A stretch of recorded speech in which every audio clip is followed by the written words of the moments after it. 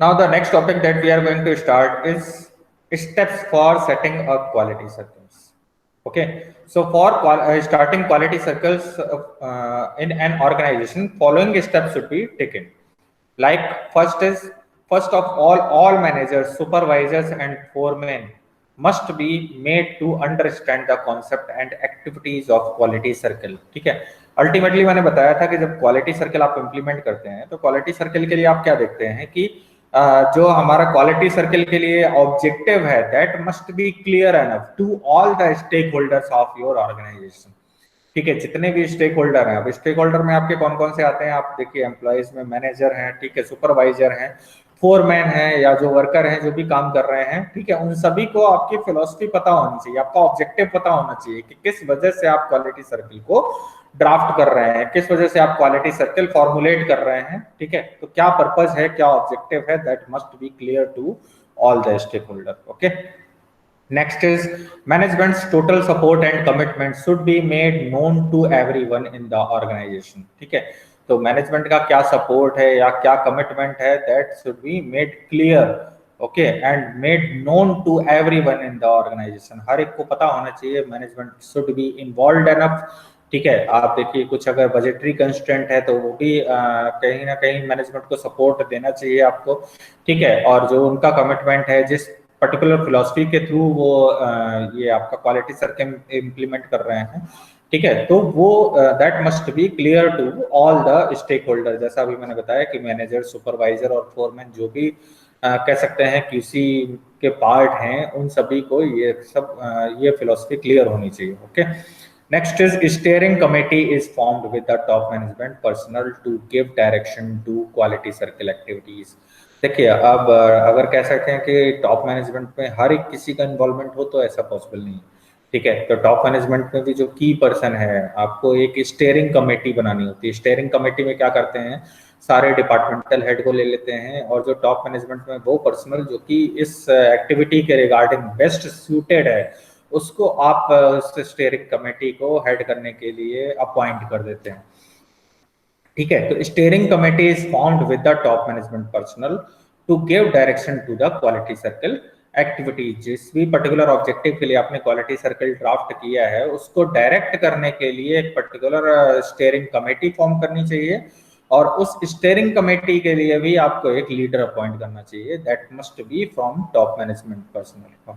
ठीक है, तो board of director, CEO, CFO, CMO में से कोई भी हो सकता है, और डिफरेंट डिफरेंट जो एरिया हेड्स हैं या डिफरेंट डिफरेंट जो फंक्शनल हेड्स हैं, वो सब भी इसमें स्टीयरिंग कमेटी के पार्ट होंगे। Okay, next is a facilitator और sometimes known as the promoter is selected from the senior management level who will serve as a coordinator and advisor to the circle। ठीक है, जैसे means in between hierarchy अगर कुछ आपको communicate करना है, ठीक है, या कुछ आपको अप्रूवल लेना है, ठीक है, तो उसके लिए एक पर्टिकुलर फैसिलिटेटर भी अपॉइंट करना चाहिए। फैसिलिटेटर मींस बेसिकली वो प्रमोटर भी आपको अपॉइंट करना चाहिए। ठीक है, that would be selected from the senior management level and who will serve as a coordinator, जो कि एक कोऑर्डिनेटर की तरह या एक एडवाइजर की तरह सर्कल में काम करेगा। Okay, next is supervisor and foreman are then trained to act as QC leader. ठीक है, तो जो सुपरवाइजर आपने अपॉइंट कर रखे हैं क्वालिटी सर्कल के पार्ट, या जो फोरमैन आपने अपॉइंट कर रखे हैं क्वालिटी सर्कल के पार्ट, उनको ट्रेनिंग देना जरूरी है। ठीक है, कि क्वालिटी सर्कल में किस तरीके से आप रेगुलरली मीटिंग करेंगे, ठीक है, किस तरीके से अपना वर्क डिस्कस करेंगे, किस तरीके से ब्रेन स्टॉर्मिंग करनी है, ब्रेन स्टॉर्मिंग में आपको क्या क्या ध्यान में रखना है, क्वालिटी सर्कल के अभी मैं आगे रूल्स के बारे में बताऊंगा, तो उन रूल्स को हम किस तरीके से डिप्लॉय करेंगे, उन रूल्स को हम किस तरीके से इंप्लीमेंट करेंगे, तो इन सब के बारे में आपको प्रॉपर्ली ट्रेन करना है अपने सुपरवाइजर्स और फोरमैन को, जो भी क्वालिटी सर्कल के part. Okay, next is members of each circle must be selected from the persons who are doing similar type of work or belong to the same department or action।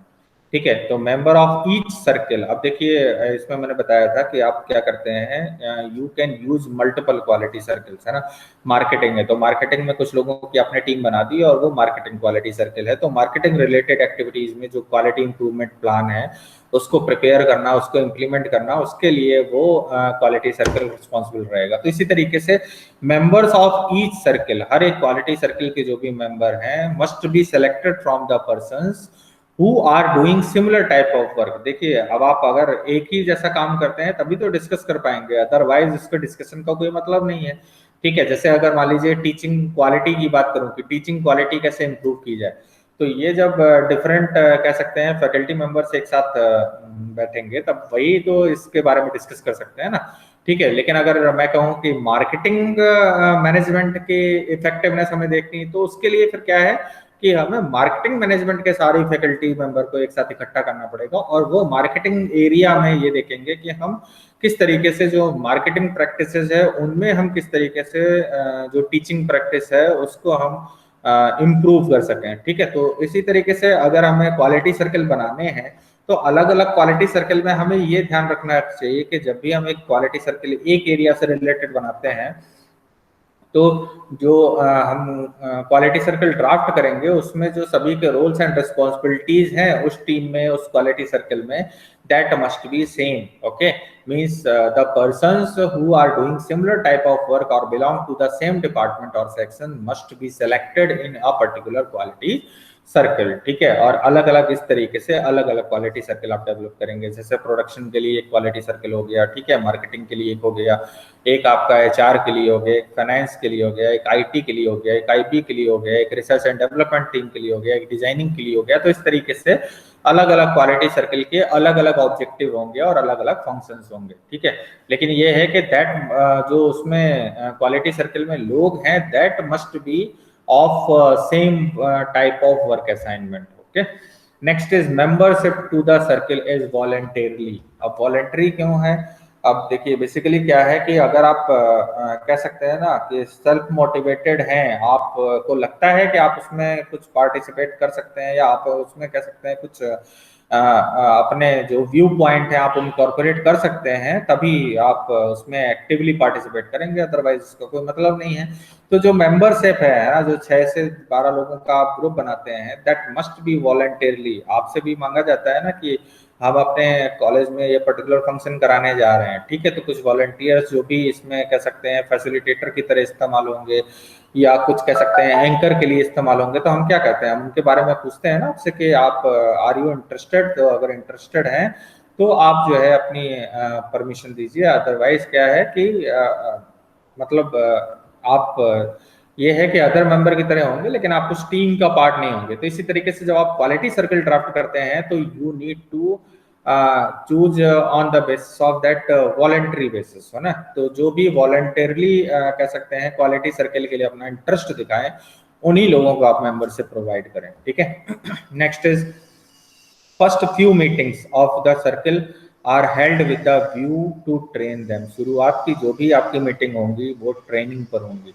ठीक है, पहले training and development और उसके बाद उसका implementation. ठीक है, proper training देना मस्ट है। ठीक है, तो जब भी आप कह सकते हैं क्वालिटी सर्कल ड्राफ्ट करेंगे तो शुरुआत की मीटिंग होंगी, ठीक है, तो दैट मस्ट बी किसी ना किसी कह सकते हैं टॉप मैनेजमेंट पर्सनल या जो कह सकते हैं फैसिलिटेटर है उसके इन कंसल्टेशन विद या उसके अंडर सुपरवाइजन में, उसके सुपरविजन में ही वो ऑकर करेंगी, और उसमें आप क्या करेंगे, प्रॉपर ट्रेन करेंगे जो भी different different quality circle members हैं उनको। ठीक है, next is to start with only one of two circles should be formed in an organization and then increase the number gradually as more and more experience is gained। ठीक है, तो अब इसमें क्या है, एक या दो सर्कल के साथ आप स्टार्ट कर सकते हैं और उसके बाद धीरे धीरे नंबर आप बढ़ाते रहे। ठीक है, जैसे मान लीजिए आपको अपनी ऑर्गेनाइजेशन में क्वालिटी सर्कल इनकॉर्पोरेट करना है, तो पहले प्रोडक्शन डिपार्टमेंट्स में से क्वालिटी सर्कल बनाया, मार्केटिंग में से बनाया, फिर धीरे धीरे करके एचआर में से ले लिया, फिर फाइनेंस में से ले लिया, फिर फर्दर और क्वालिटी सर्कल बना लिए और स्पेशलाइजेशन करते चले गए। तो इस तरीके से मीन्स स्टार्टिंग में आप कुछ क्वालिटी सर्कल ड्राफ्ट करेंगे और फिर धीरे धीरे उनको आप उनके नंबर्स बढ़ाते जाएंगे, आप उनमें मेंबर्स का नंबर बढ़ाते जाएंगे, ठीक है। तो जिससे आप जो कहीं ना कहीं ज़्यादा वाइड फिलॉसफी है जैसे टोटल क्वालिटी मैनेजमेंट, इसको कहीं ना कहीं इनकॉर्पोरेट कर पाए। Is it clear? Next is meetings must be held regularly, maybe once in a week initially and once in a month on completion of basic training of members। ठीक है, तो जो मीटिंग आप कंडक्ट करेंगे तो देखिए once in a week starting में होनी चाहिए, फिर once in a month on completion of basic training. देखिए जब आपने ट्रेनिंग प्रोवाइड कर दी तो ट्रेनिंग के बाद क्या है कि आपको रेगुलरली मिलना है।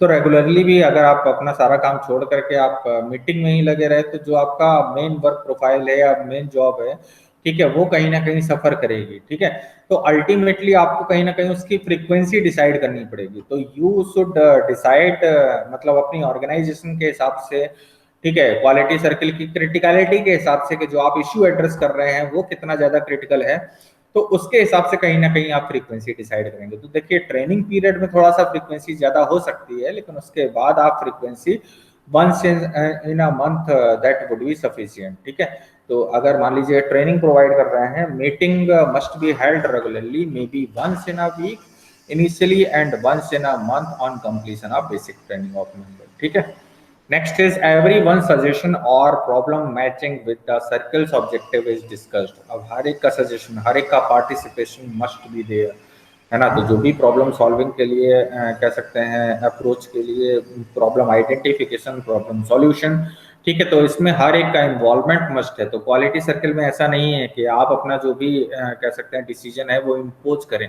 ठीक है, उसको क्या करें, हर एक के सजेशन को कंसीडर करें और उसके बाद जो सजेशन है, ठीक है, तो ब्रेन स्टॉर्मिंग सेशन जो होना चाहिए that must be effective and that must B proper, है ना।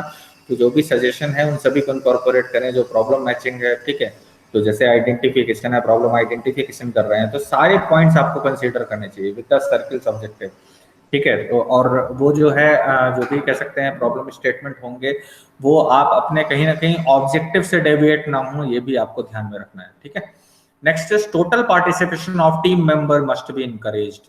ठीक है, तो हर एक का पार्टिसिपेशन, जितने भी टीम मेंबर्स हैं वो आपको इनकरेज करना है। तो means you need to involve all the members of your quality circle. Okay, next is recommendations of the circle must be considered and decisions should be taken without delay। तो जो भी recommendation है circle के वो भी आपको consider करने हैं और डिसीजन, ठीक है, that must be taken without delay, है ना। जैसे मान लीजिए कोई सजेशन दिया गया तो फर्दर फिर इसको इम्प्लीमेंट कर लेना है। ठीक है, ये नहीं कि आपका जो कह सकते हैं जैसे मीटिंग में होता है ना जनरली कि कोई प्रॉब्लम है तो प्रॉब्लम के रिगार्डिंग सॉल्यूशन तो बन गया लेकिन अब इसका इम्प्लीमेंटेशन डिले हो गया, तो that must not be delay, है ना। तो उसमें कहीं ना कहीं कहीं भी कोई भी डिले नहीं होना चाहिए। सॉल्यूशन है, प्रॉब्लम आइडेंटिफाई किया गया, उसके सॉल्यूशन बनाए गए, तो सॉल्यूशन मस्ट बी इम्प्लीमेंटेड। तो अब ये देखिए किस तरीके से करेंगे, वो क्वालिटी सर्कल जो टीम है वो कहीं ना कहीं उससे लीड लेना होगा और अपने सबॉर्डिनेट्स के थ्रू या अपने कोलीग्स के थ्रू इसको इनकॉर्पोरेट करना होगा। ठीक है, so recommendations of the circle must be considered and decisions should be taken without delay। So these are some of the steps that you need to consider while setting up the quality circle। Okay, so if you have any doubt or any query regarding these points, you may ask। So this is general advisory that you need to follow while dealing with quality circle related initiatives। Okay।